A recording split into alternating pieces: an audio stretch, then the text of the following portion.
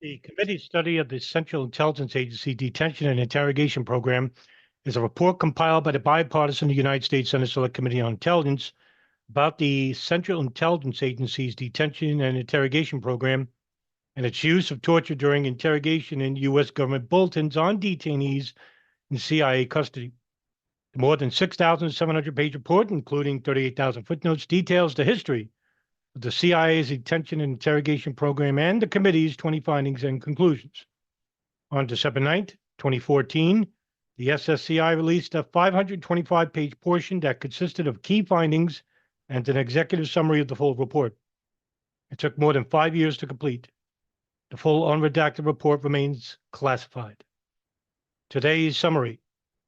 CIA records lack information on CIA detainees and details of interrogations in country.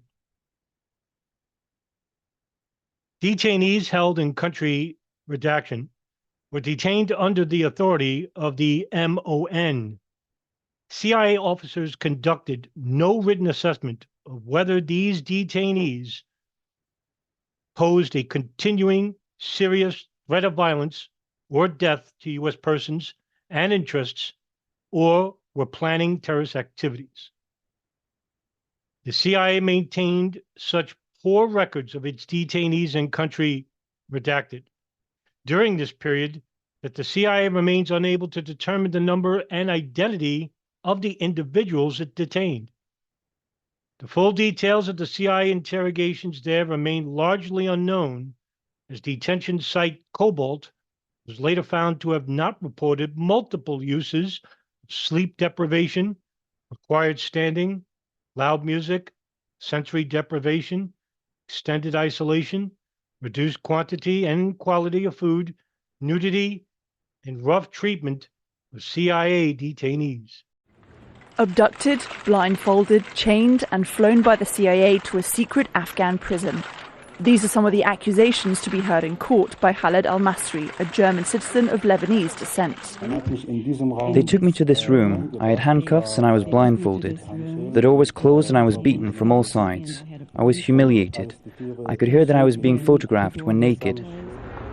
However, it will not be the CIA defending themselves in Strasbourg, but the Macedonian government, who he alleges worked alongside the US in what they called a global war on terror.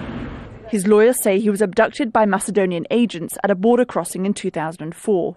He was locked in a hotel room in Skopje and interrogated for 23 days. He was then handed over to CIA agents and flown to a secret prison outside Kabul. He was beaten, kicked and threatened for 4 months while being kept in a small, dirty, dark concrete cell. After the CIA realized it was a case of mistaken identity, he was blindfolded and handcuffed and taken to Albania. Then on to Frankfurt, where he was released without charge. Al-Masri has already tried to seek damages against the CIA and its former head, George Tenet. But a US appeal court ruled in 2007 that his case could not be heard because of the risk of revealing state secrets. Al-Masri has also started cases in Germany, Macedonia and Spain, as well as the US. But this is the first time Europe's highest court for human rights will hear all of his claims. It's been 8 years since he was abducted, but he's still waiting for an apology and a full explanation of his ordeal.